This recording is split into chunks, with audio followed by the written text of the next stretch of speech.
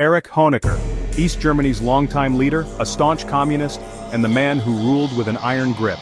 From his rise to power to the fall of the Berlin Wall, Honecker played a pivotal role in shaping the German Democratic Republic. Stay tuned to uncover the story of Erich Honecker. Erich Honecker, a former communist leader, is gaining popularity in Germany due to the trend of nostalgia, which describes a longing for life in the former German Democratic Republic, or GDR.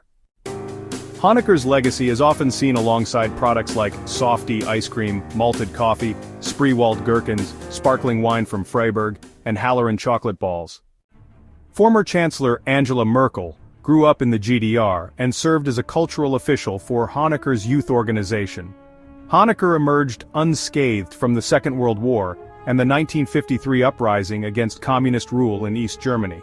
He secured East Germany's recognition, signed the Helsinki Accords, and eased tensions with the West. Born in Neunkirchen in 1912 from a working-class family, Erich Paul Honecker was General Secretary of the Socialist Unity Party of Germany. During Rhineland's occupation, Wilhelm, his father, became a communist agent advocating workers' concerns. At 14, Honecker joined the KJVD. At 18, he became dedicated to the Communist Party. The 1929 National Youth Movement resulted in the most catastrophic slump in human history, and the Nazis disseminated commonplace ideas by means of victimhood. After studying Marxism-Leninism in Moscow, Honecker joined the Communist Party school in Fichtenau, where his diligence and competitiveness were appreciated. Arriving in Moscow in 1930, Soviet communist Fritz Honecker worked at the International Lenin School.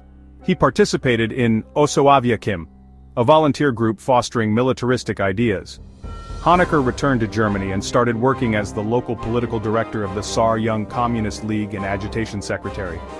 Under Nazi rule, communist propaganda downplayed the danger posed by the Nazis, therefore benefiting Hitler. Seized and brought to jail, the KPD, with 360,000 members living underground, Honecker worked with young organizations representing Catholics and Protestants. Tens of thousands of communists were transferred to detention camps. 5,000 of them were killed before mid-1935. The opposition against Nazi Germany was substantially aided by German prisoner Honecker. Sentenced to 10 years for treason and document falsification, he formed an illegal KPD organization and acted as a trustee. Honecker supplied additional supplies and political and spiritual support to other prisoners, therefore enabling unlawful gatherings. Honecker's relatives and friends paid him 2 visits yearly despite little news. The RAF killed 4,000 and injured 10,000 when it dropped bombs on a women's jail on Barnumstrasse in November 1943. Constant danger drove Honecker and his girlfriend to freedom on Alfredstrasse. His narrative became crucial for the communist building of his identity. In 1945, Hitler reappeared in Berlin and came upon Walter Ulbricht, the German communist exile leader. Berlin was split into 4 occupation areas, and in June 1945, the Western Allies arrived in the city. Berlin resembled a picture of heaven with ruins and famished people during the first month under sole Russian control. Originally supporting a kind of democracy by letting old parties reappear, the KPD lost popular favor because of its tight connections to Moscow. A renowned member of the German youth movement, Erich Honecker, was chosen head of the Central Anti-Fascist Youth Committee and sent up a petition to SMAD, asking for authorization to establish the Free German Youth, FDJ. Honecker led a delegation to the Soviet Union and founded the Young Pioneers Association in the German Democratic Union, therefore playing a major part in the winter of 1946–47. Prominent member of the German Democratic Party, Erich Honecker started his love affair with Margot Feist in 1949. Wilhelm Pieck gave them encouragement even though first efforts to conceal the relationship failed. Under an authoritarian working style and youth legislation, Honecker's attempts to turn the FDJ into a tool for Soviet indoctrination persisted. With the development of the hydrogen bomb and the establishment of a West German Ministry of Foreign Affairs, Friedrich Engels of the FDJ started to center the danger from the West as the major motif in the early 1950s. Honecker urged novelist Peter Martin Lambert to create a drama on the fight and sent young warriors to stoke anti-Western fires in Heligoland. Honecker also organized the Third World Festival Games of Youth and Students, a disorganized event marked by violence and leadership anarchy. Early in the 1950s, Soviet ties with Western countries were at their lowest since the Berlin blockade, which resulted in significant militarization all over the Eastern Bloc. Stalin accused France, the US and Britain of planning a regular West German army and transferring new soldiers and weapons into East Germany. Stalin pressed Ulbricht to create a military force devoid of much noise, and the GDR People's Police evolved into such a force. Training FDJ personnel, planning specific shooting games, and creating a paramilitary workforce helped Honecker strengthen the home front. But the Dienst für Deutschland descended into an organizational disaster and had to be rebuilt in 1953. Honecker backed the Stalinization of agriculture by the Soviet Union, which resulted in forced collectivization, food riots, and industrial upheaval. Following the sealing of the 600-mile East-West German border, about 15,500 East Germans fled to West Berlin. Although Stalin's death in 1953 had little effect on opinions of the Soviet Union, it did affect Moscow's perspective on Ulbricht's catastrophic policies. After Ulbricht was verbally attacked, some old-timers in the SED Politburo backed Moscow while Stalin's successors advised Ulbricht to temper his changes. Ulbricht supported a policy reversal, offering farmers assistance and lessening of anti-church policies, but the controversial 10% increase in productivity targets persisted. Ulbricht's hold on power was cemented by upheaval in Berlin in June 1941, which resulted in martial rule and the death of demonstrators. Ulbricht restored discipline after the revolution by punishing construction workers, officials, and the intellectuals, resulting in 1,500 jail sentences. Originally head of the German Democratic Union, Erich Honecker was recalled in May 1955 after having retired with honor. Beginning his studies at the Party College in Moscow, he was dubbed a trawler from the Baltic fishing fleet in honor, and received a National Gold Medal for merit. Moscow's period spent by Honecker set the groundwork for his skills in political, intellectual, cultural and financial spheres. Honecker came back to Germany in 1956 and worked for many youth and sports initiatives. Charged with overseeing the police, state security agency, National People's Army and Central Committee Secretary for Security Concerns, Honecker served on the Politburo presenting lectures on subversion, military might, and counter-offensive against fascism and capitalism. Honecker was assigned to compile proof of dissent during the Hungarian Revolution in order to discredit Stasi leader Ernst Wohlweber and competitor Karl Schurdewan. Honecker shared his love of secret and mystery while under Mielke's direction he perfected the operations of Stasi and surveillance equipment. Under Mielke's direction, Ulbricht and Honecker discovered a dogged defender. Celebrating the Wirtschaftswunder in Copenhagen, he saw vehicle manufacture rise by 100,000 compared to 1956, national revenue rise by 10%, exports registered a 16% gain and shipping tonnage rise by 12%. May Day 1958. Honecker was instrumental in stifling university liberal inclinations and freer thought. Focusing on the flight of intellectuals to the West, he reduced pressure on academics and teachers after the 5th SED Congress. Accusing the FRG of imperialistic aims and pushing the Bundeswehr to equip its troops with long-range nuclear weapons, Honecker also carefully tracked anti-Semitic incidents in the FRG. Members of the Politburo were moved to a woodland village at Wandlitz, north of Berlin, in 1960. Living in House 14 with 7 rooms and a small private garden, Erich and Margot Honecker in Wandlitz offered compensation including an on-site spa, heated swimming pool, sauna, supermarket, medical center, hairdressing salon, tailor store, locksmith, laundry, cafeteria, bowling green, movie, garden center, and, well, Honecker's relationship with the Soviet ambassador Pyotr Abrasimov was sour because of his claimed vanity and high-profile attitude to his responsibilities. 30 years later, the fall of the GDR clouds Honecker's reputation as Wandlitz shadows his life.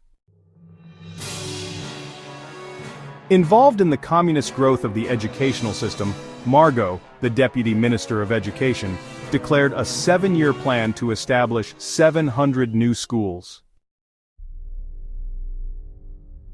German President Joseph Stalin assigned a task force in 1961 to arrange Berlin's dismemberment, including razor-sharp concertina wire border sealing and progressive replacement by a brick wall.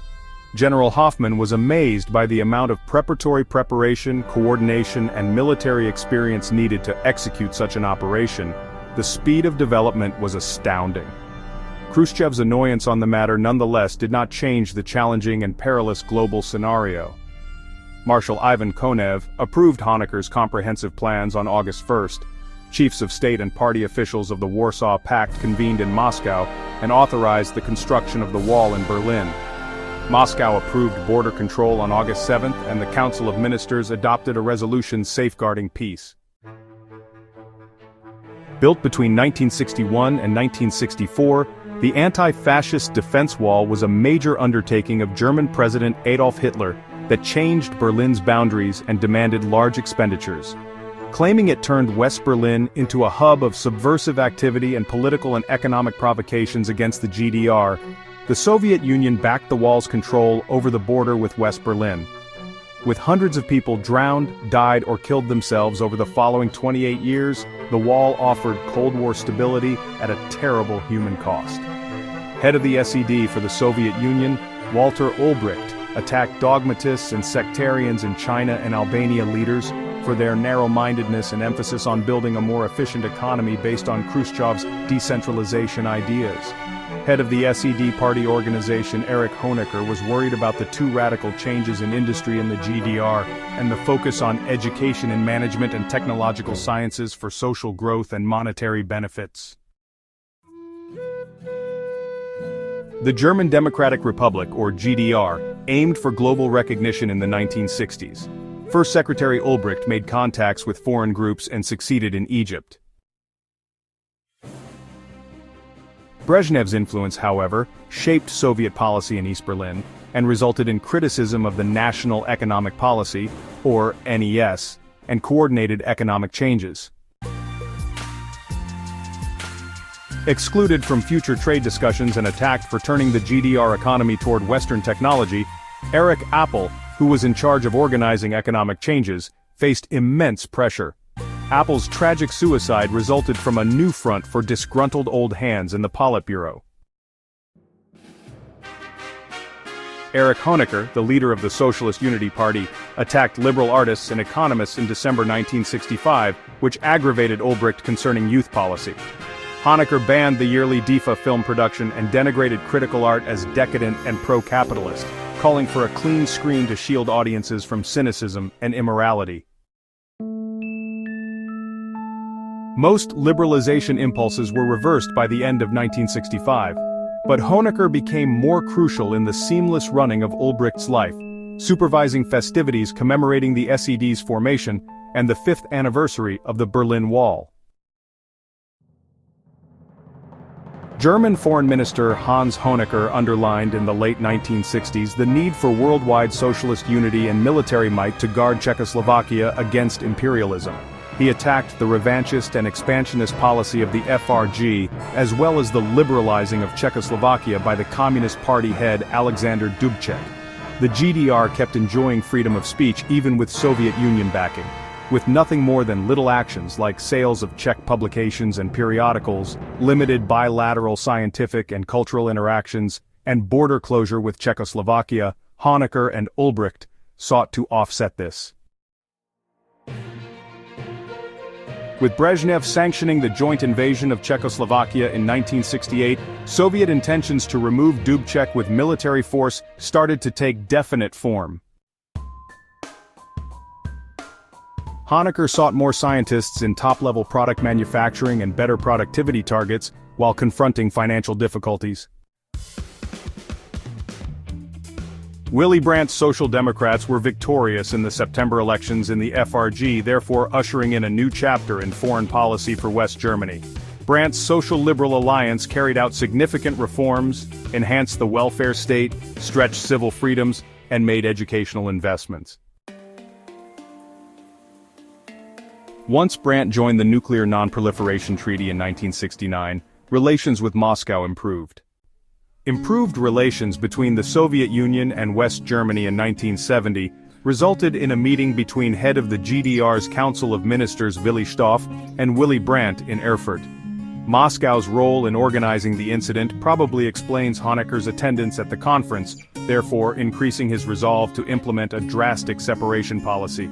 Walter Honecker, a protege of Soviet President Mikhail Brezhnev, fired his successor and sent him back to party school for more study, hence generating resistance. Honecker's ebullience in Moscow resulted in a controversial romance with his wife Margot, rumors of covertly broken marriages, and shortages of consumer goods and consumables. Honecker proposed to choose him as the next Central Committee secretary at his final full Politburo meeting. Under Honecker, the socialist regime kept growing effectively, while Honecker had a cordial relationship with Ulbricht. Head of the Socialist Unity, or Communist Party, Honecker worked by a combination of instinct and analysis, rising in popularity via pension hikes, rent cuts, and a generous credit system for newly married couples. 24 nations became diplomatic allies of the GDR in 1972. Switzerland was the first Western country to do so. Honecker's passion for the connection brought him close to Chile, experimenting with its own socialist initiative. Trade ties were tight and credits moved between the two nations. The GDR established a permanent observer mission at UN headquarters and joined UNESCO. Honecker aimed to deepen relations with other communist nations, therefore enabling passport and visa-free travel with Poland, Czechoslovakia, and Romania. He also became friendly with the Palestine Liberation Organization, or PLO. Providing economic, military, and intelligence advisors to several nations, the GDR developed South Yemen into a link between the African and Arab worlds. East German military and civilian advisors were scattered across Congo, Guinea, Mali, Tanzania, Algeria, Iraq, North Yemen, South Yemen, and Syria by 1981. Strong ties between Israel and Palestine were greatly enhanced by Honecker's participation in the Middle East during the 1973 Israeli-Palestinian War.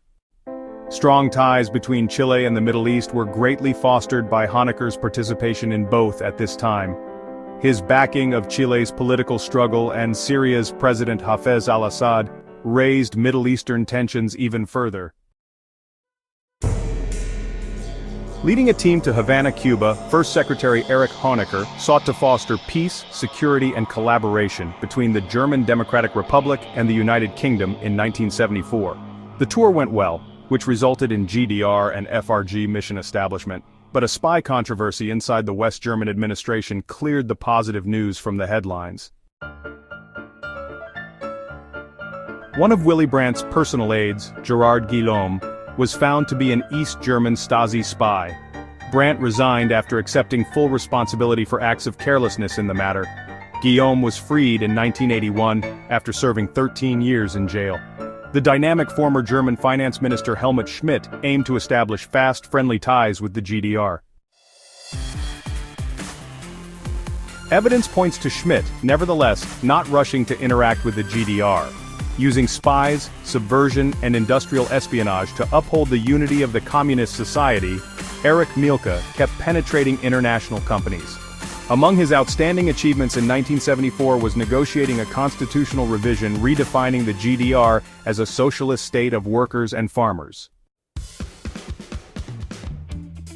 Aimed at fostering connections and therefore promoting peace, security, justice, and collaboration in Europe, Abrazamov's diplomatic expertise helped Erich Honecker get ready for the signing of the Helsinki Accords in 1975.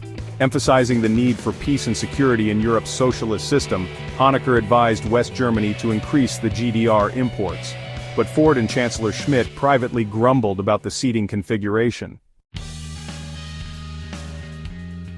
Honecker came back to Berlin, driven by first-hand knowledge of top politicians and more enthusiasm for international affairs.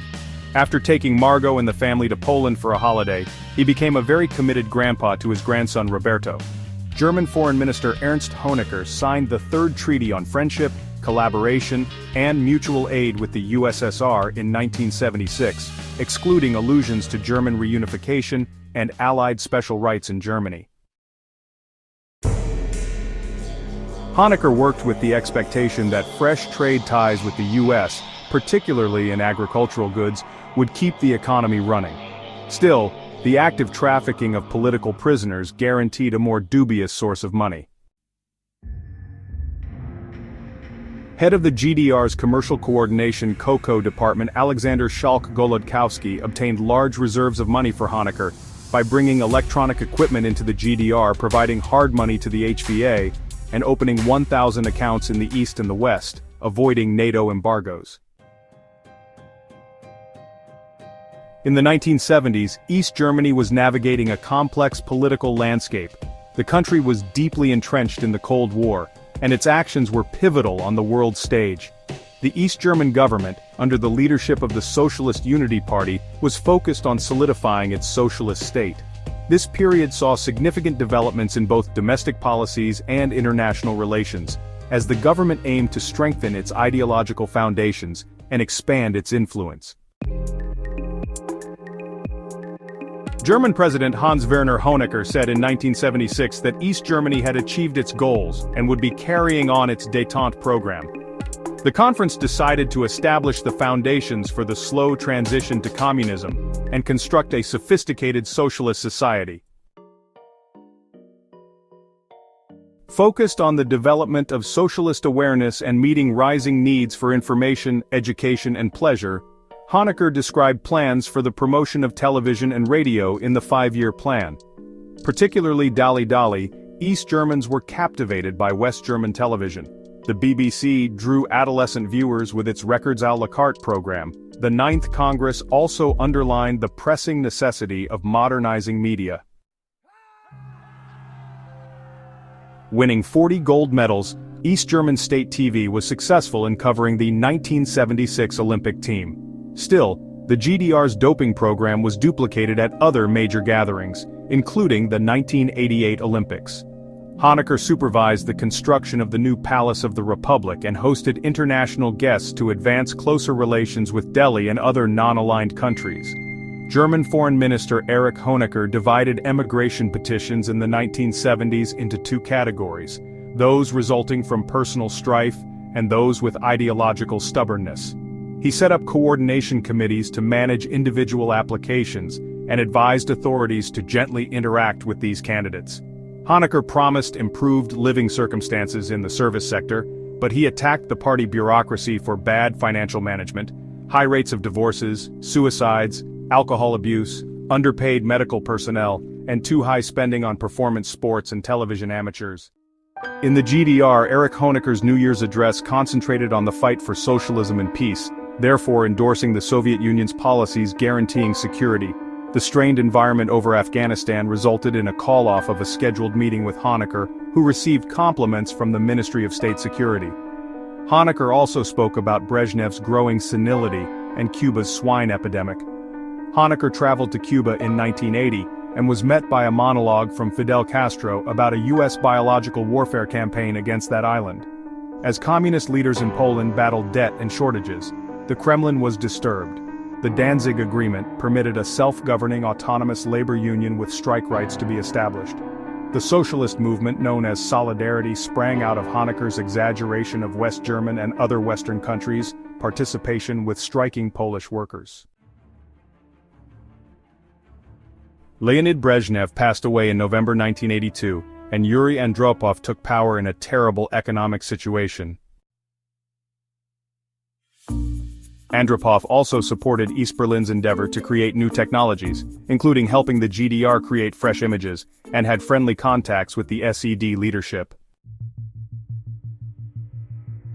With official trips to Syria, Kuwait and Cyprus, where he was given the Order of Makarios in honor of his efforts for détente and peace and his constant support of the people of Cyprus, Honecker, the first secretary of the GDR, maintained his overseas travels. When West German citizen Rudolf Burckhardt passed away during an interrogation at a border post in 1983, East Berlin's and Bonn's relations underwent a sharp change. The chancellor who had replaced Helmut Schmidt, Helmut Kohl, urged an extensive inquiry. Honecker's financial borrowing of 1 billion Deutsche Marks from a group of West German banks highlights the appalling situation of the GDR's monetary policies. Growing financial reliance on the Federal Republic of Germany and rising influence of East Germany caused tension on the GDR-FRG ties in the late 1980s. Particularly for his intentions for a 5-day visit to Bonn, Honecker was attacked for his conceit and aspirational foreign policy. Chernenko responded by crafting a piece in Pravda criticizing Honecker for taking credit from West German banks in exchange for lessening travel restrictions between East and West Germany. Honecker's active 73-year-old managerial style lessened opposing pressures on and within the GDR, even with these humiliations. He visited Italy in April and first met Gorbachev one-on-one in the Kremlin in 1985. 3 people were killed and 153, including 60 Americans, were injured when a bomb went off at a West Berlin nightclub in 1986. Intelligence investigations led the US to blame the assault on Libyans operating from East Berlin. The narrative became even more convoluted when Stasi operatives were warned in 1985 about a planned attack by Libyan terrorists against a US facility in West Berlin. Retaliation attacks were directed by US President Ronald Reagan against Tripoli and Benghazi in Libya. The ecological movement in East Germany was inspired by the Chernobyl nuclear accident in Ukraine, which exposed the mistreatment of industry, the environment, militarization, and urban deterioration. The conservative old guard began to criticize Gorbachev, arguing that he was pushing change too rapidly and too far. Helmut Kohl's victory in the 1987 federal elections led Gorbachev to say he was ready to further collaboration in German-Soviet ties. The GDR experienced structural changes, including increasing output and using important technologies to preserve unity in social and economic policies in the face of global problems. The early 1980s and late 1970s combined development increased the autonomy of factories and combines, therefore benefiting them. Among the many difficulties the Socialist Unity Party, or SED, experienced in the Eastern Bloc and the GDR in 1989 was a failing economy and rising debt to the West. Haunted by Honecker's silence, Gerhard Scheurer met Egon Krenz covertly to go over the GDR's obligation to the West. Moscow's military engagement in Afghanistan came to an end at the same time as Soviet reformers vanquished conservative communists in multi-party parliamentary elections in the USSR. East Germany's local elections were a farce, rife with anomalies, inflated results, and vote manipulation. The fake elections in East Berlin signaled a dramatic change in popular perceptions. US President George Bush demanded the Berlin Wall be down in June. Early September's secret conference saw Gerhard Scheurer join Krenz in acting against Honecker. Following the 40th anniversary festivities, 70,000 activists gathered in Leipzig in demand of reform, which resulted in the resignation of more than 20,000 East Germans. With Gorbachev's approval, Krenz's plotters, along with him, abandoned Honecker and set Berlin's new path. Following the 40th anniversary festivities, 70,000 activists gathered in Leipzig in demand of reform, which resulted in the resignation of more than 20,000 East Germans. With Gorbachev's approval, Krenz's plotters, along with him, abandoned Honecker and set Berlin's new path.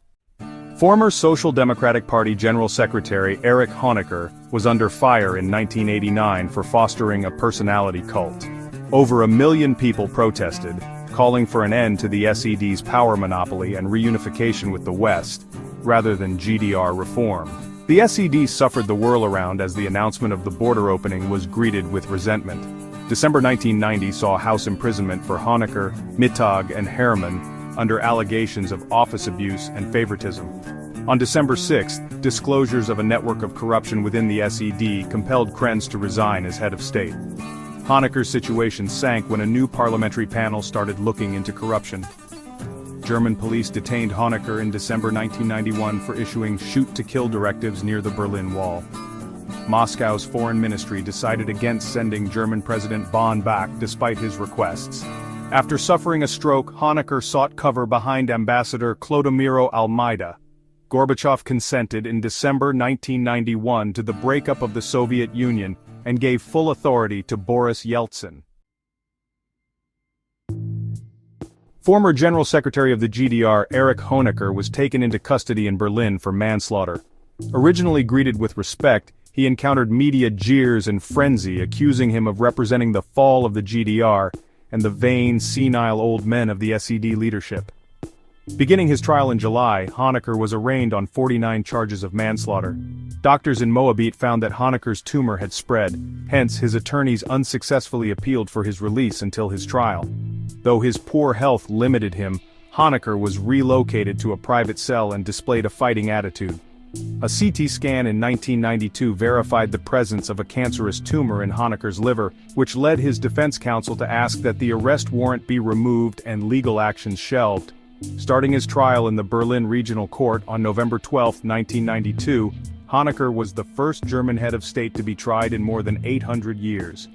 With his life expectancy estimated to be 3 to 6 months, Honecker's attorneys questioned the constitutionality of trying a dying man.